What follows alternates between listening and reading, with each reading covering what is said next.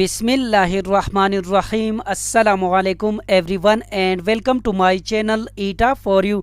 The number of minutes in 5 hours is. प्यारे दोस्तों, इस क्वेश्चन में कहते हैं कि 5 घंटों में कुल कितने मिनट्स होते हैं। इसका राइट ऑप्शन है ऑप्शन डी 300।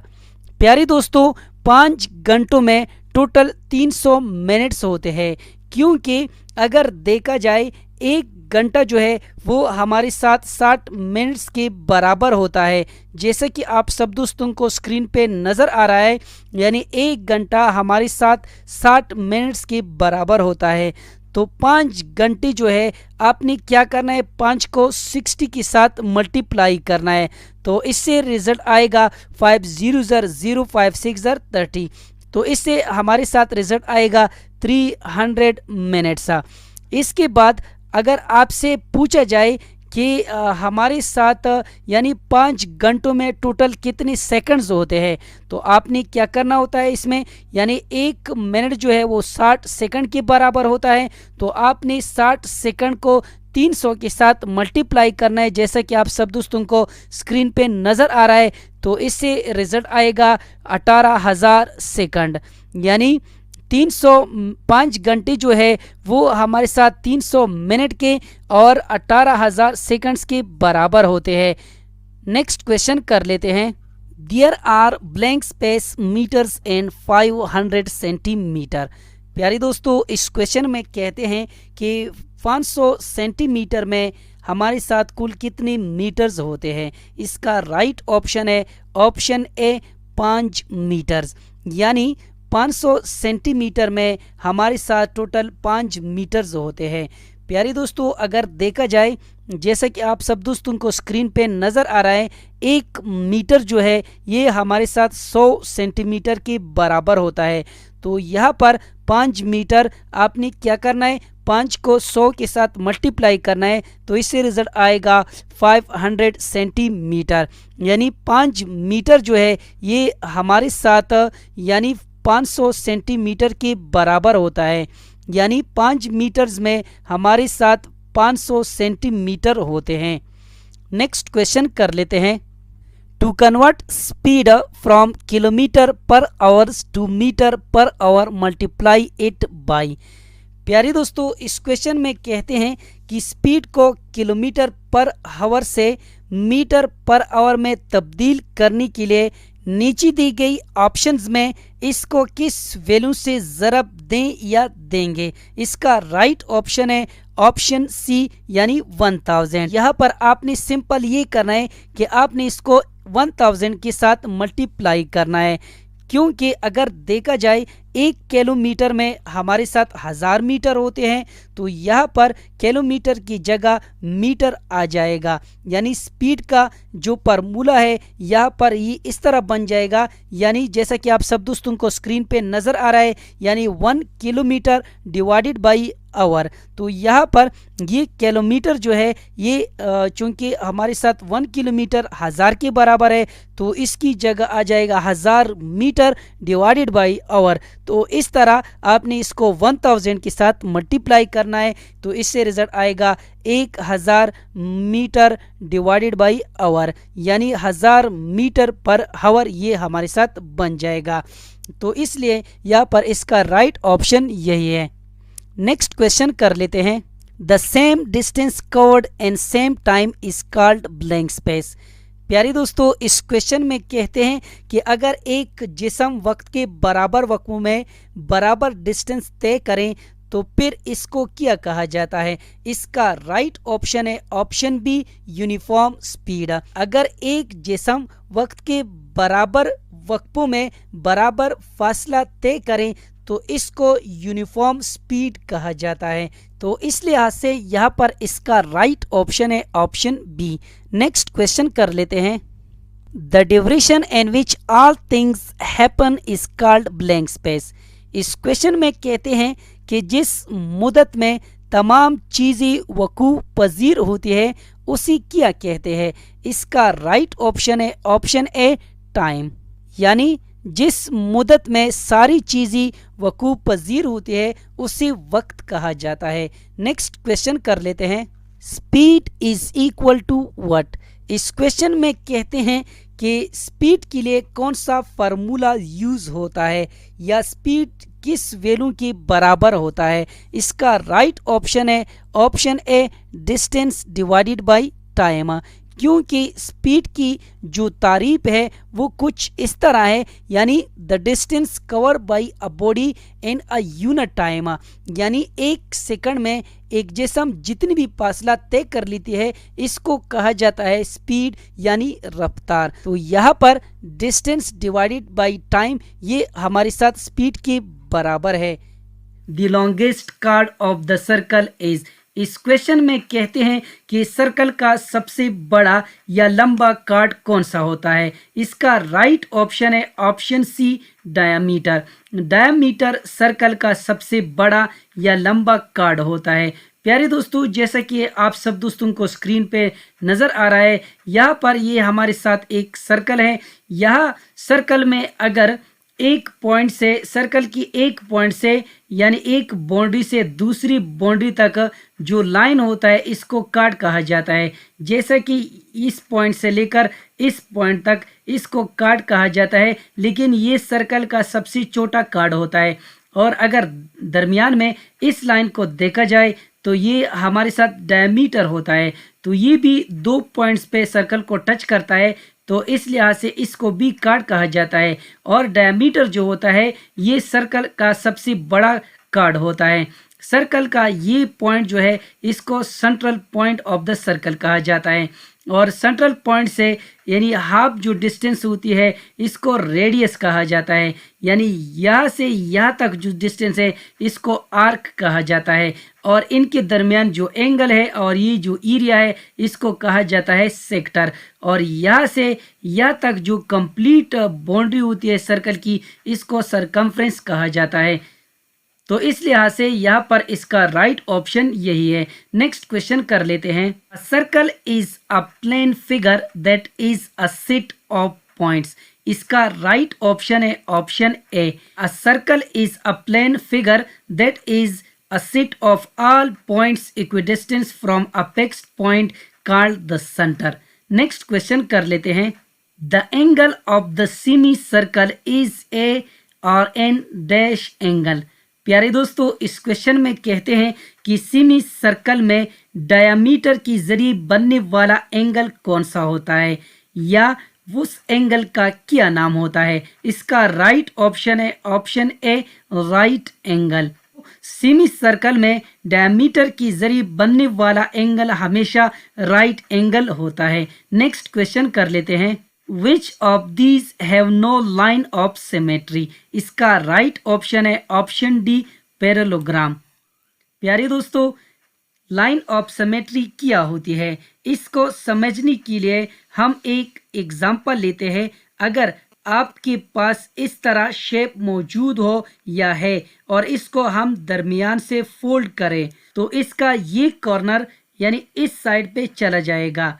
तो ये जो सारी शेप है ये इस तरह इसकी ऊपर आ जाती है, यानी फोल्ड करने से हमें ये ऑब्जर्व होता है कि इसकी दोनों साइड जो है ये एक जैसे है।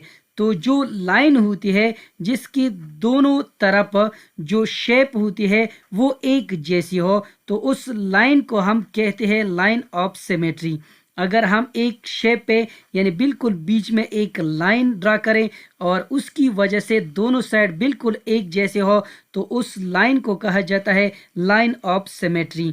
यानी ये जो पूरी शेप होती है इसको कहा जाता है सिमेट्रिक शेप।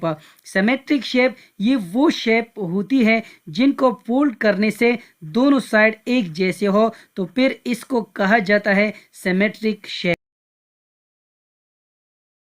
प्यारे दोस्तों, और इसके साथ आप सब दोस्तों ने ये भी याद रखना है lines of symmetry and quadrilaterals.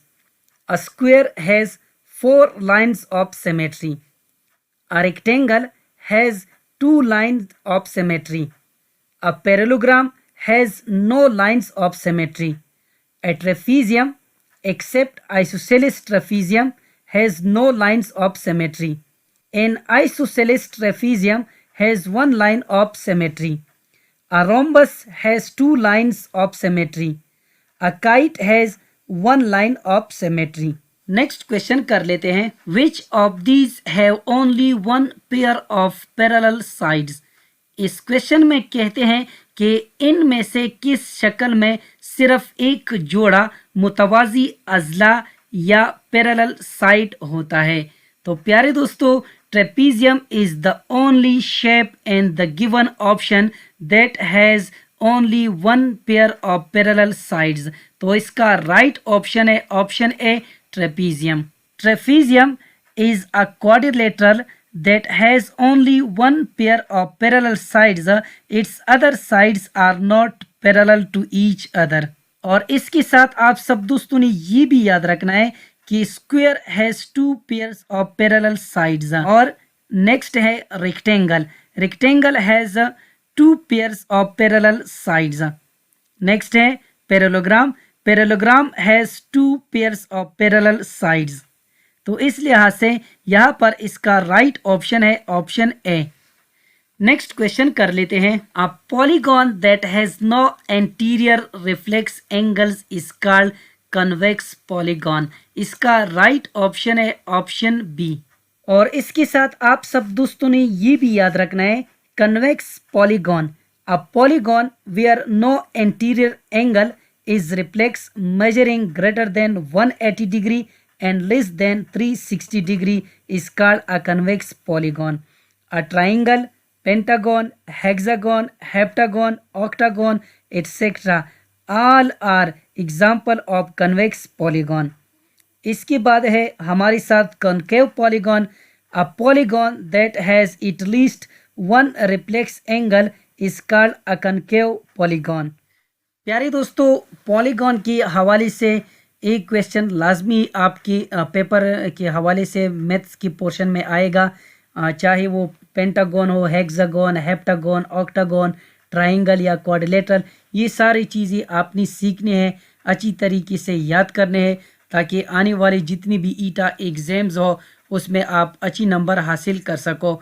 Line of symmetry divides the symmetry shape into.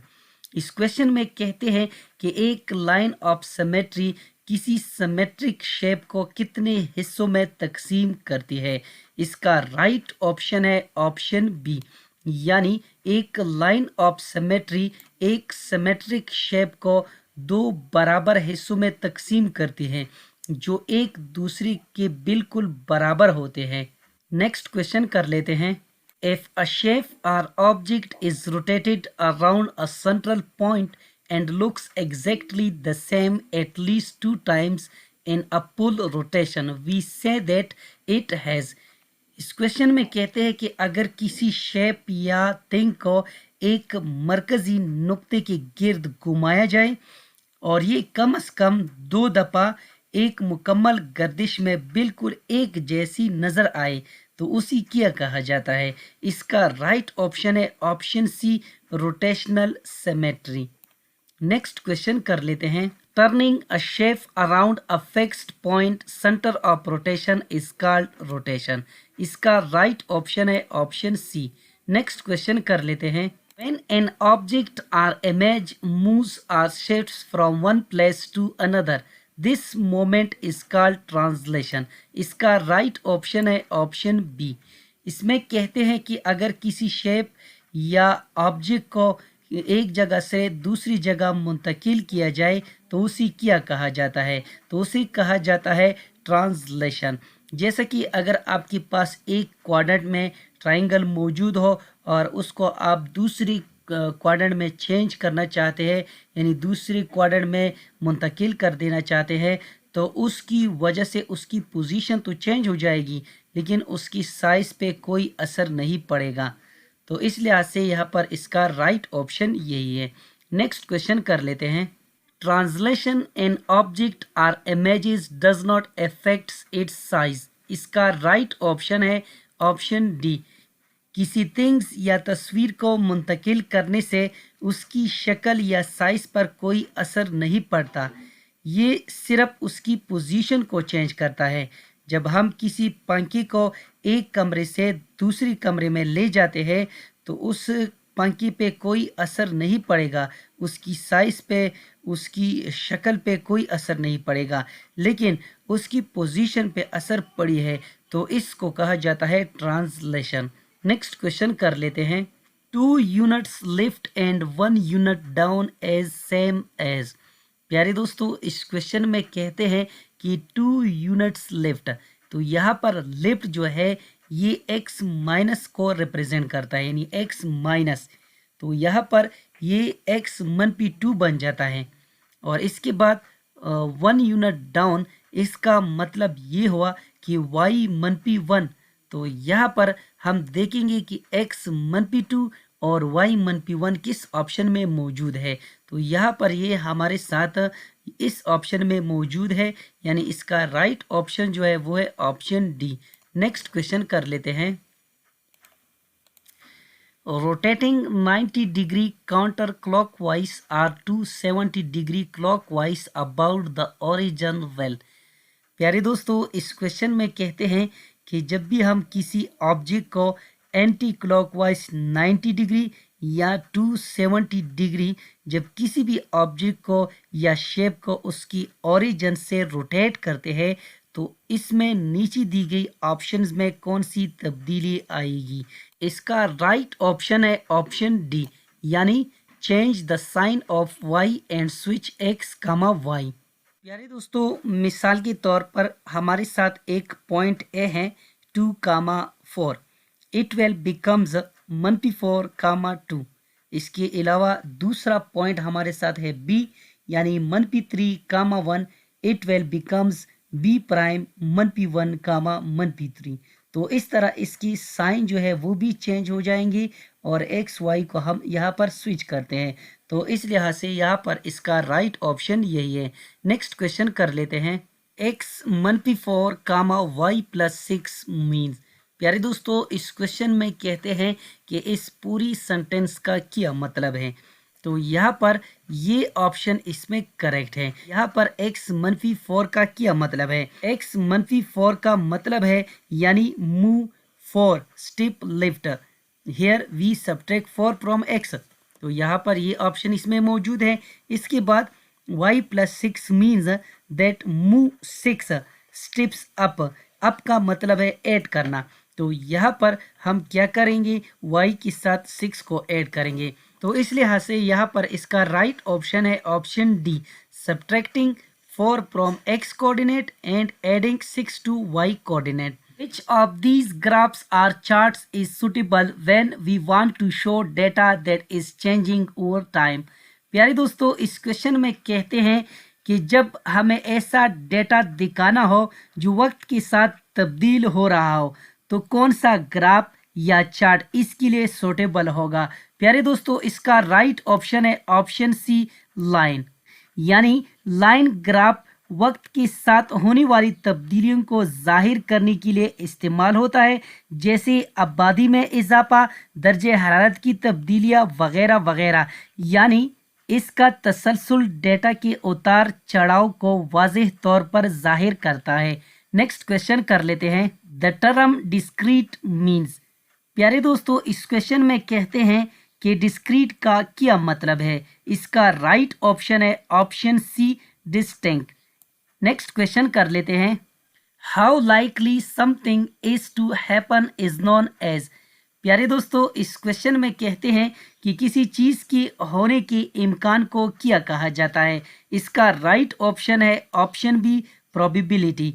यानी प्रोबेबिलिटी किसी वाक़ये की होने के इम्कान की पैमाइश है जो 0 नामुमकिन से 1 यानी 1 यकीनी तक होती है। ये गैर यकीनी हालात में नताइज की पेशन गोई करने में मदद देता है, जैसे सिक्के उछालने या मौसम की पेशगोई में मदद देता है। तो इस लिहाज से यहाँ पर इसका राइट ऑप्शन यही है। नेक्स्ट क्वेश्चन कर लेते हैं। The possible result of a random experiment is called. प्यारे दोस्तों, इस क्वेश्चन में कहते हैं कि किसी रैंडम एक्सपेरिमेंट की मुमकिना रिजल्ट को क्या कहा जाता है। इसका राइट ऑप्शन है ऑप्शन ए, एन आउटकम। प्यारे दोस्तों, यानी प्रोबेबिलिटी में एक आउटकम किसी एक्सपेरिमेंट के एक आजमाइशी मरहले का नतीजा होता है। मिसाल के तौर पर जब आप एक सिक्का उछालते हैं यानी टॉस डालते हैं ऊपर की तरफ, तो मुमकिना नताइज हेड या टेल हो सकते हैं। तो इस लिहाज से यहाँ पर इसका राइट ऑप्शन यही है। नेक्स्ट क्वेश्चन कर लेते हैं। When there is 50% chance of an event, i.e. 1/2, then the event is said to be।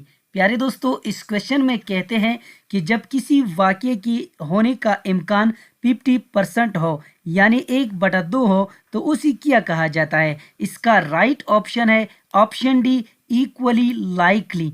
प्यारे दोस्तों, अगर किसी वाक्य का इम्कान 50% हो तो इसका मतलब ये हुआ कि इसके होने और ना होने के जो इम्कानात होते हैं वो बराबर है। मिसाल के तौर पर एक मुनसिफाना सिक्के को उछालने पर हेड या टेल आने की बराबर इम्कानात होते हैं। नेक्स्ट क्वेश्चन कर लेते हैं। The probability of an event is any number from 0 to 1। इसका राइट ऑप्शन है ऑप्शन सी, यानी प्रोबेबिलिटी हमेशा 0 और 1 के दरमियान होती है। जहाँ 0 होता है उसका मतलब होता है नामुमकिन और 1 का मतलब यकीनी होना है। मिसाल के तौर पर एक मुनसिफाना डाइस पर चक्का यानी 6 आने का इम्कान 1/6 होता है। यानी जब भी हम लड्डू खेलते हैं तो लड्डू खेलने के दौरान हमारे पास 6 आने का जो इम्कान होता है वो 1/6 होता है। नेक्स्ट क्वेश्चन कर लेते हैं। The number of times a specific observation occurs in the collected data is called the dash of that value. प्यारे दोस्तों, इस क्वेश्चन में कहते हैं कि किसी खास मुशाहिदे की जमाशुदा डेटा में जाहिर होने की तादाद को क्या कहते हैं। इसका राइट ऑप्शन है ऑप्शन बी, फ्रीक्वेंसी। यानी frequency refers to how many times a particular यानी frequency refers to how many times a particular value appears in a data set। For example, मिसाल के तौर पर अगर 10 स्टूडेंट्स का पसंदीदा रंग नीला हो तो ब्लू कलर की तादाद यहाँ पर 10 होगी, यानी इसकी जो फ्रीक्वेंसी होगी वो 10 होगी। तो इस लिहाज से यहाँ पर इसका राइट ऑप्शन यही है। नेक्स्ट क्वेश्चन कर लेते हैं। The frequency distribution means to organize the information in the form of a table। इसका राइट ऑप्शन है ऑप्शन ए, फ्रीक्वेंसी। उम्मीद करता हूं कि आज की वीडियो आप सब दोस्तों को पसंद आई होगी। जिन दोस्तों को वीडियो पसंद आई हो, समझ गए हो, तो प्लीज़ चैनल को भी सब्सक्राइब करें, वीडियो को लाइक और शेयर लाजमी किया करें। शुक्रिया, अल्लाह हाफिज़।